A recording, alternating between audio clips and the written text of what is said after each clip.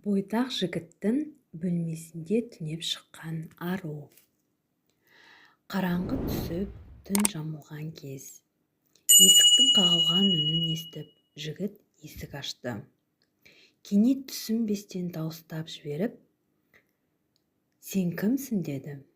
Ол, «Мен студентпін, мұнда мұғалімдермен келген едім, бірақ олар мені жалғыз тастап кетті. Ал мен қалай қайтуды білмеймін» деп жауап берді. Сонда жігіт, «Сен халық көшіп кеткен аймақтасың. Сенің барар ауылың оңтүстік жағында, ал сен солтүстік аймағындасың.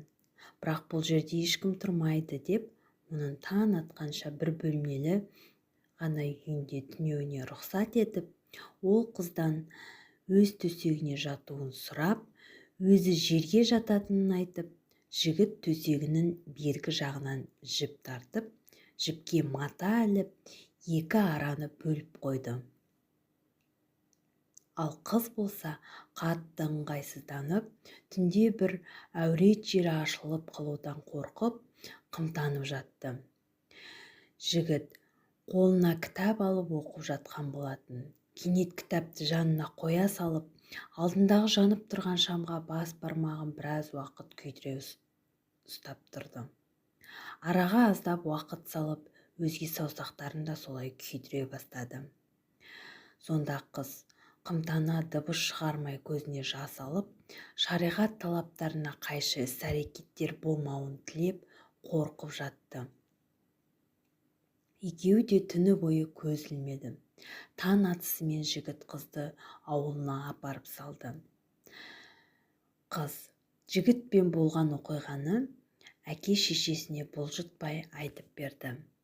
Бірақ оған әкесі қызының қалын көріп, сеніңкіремеді.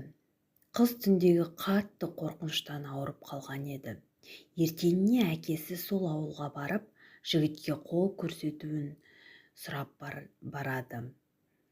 Сол кезде жігіт жол көрсетіп жатқанында саусақтарының күйгенін көріп, жолшылай себебін сұрайды. Сонда жігіт, «Кеше бір сұлу қыз келген еді. Түнде менің бөлмемде қонған болатын. Екеуміз ғана болғандықтан, екеудің үшіншісі шайтан болады» дегендей, түнде шайтан азғырды. Мені азғыруы қатты күшейген кезде тозақтың отын есіме алу үшін саусағымды күйдіріп, нәпсімді тежеп отырдым. Саусағымның күйгенінен гөрі мен үшін сол қыз жайлы ойлауым ауырлау қиын болды деп болған оқиғасын айтып берді. Қыздың әкесіне жігіттің нәпсісін тежеудегі тақуалығы ұнап, оны өз үйіне қонаққа шақырды. Сұлу қызын сол жігітке беріп, екеуін үйлендіруді мақсат етті.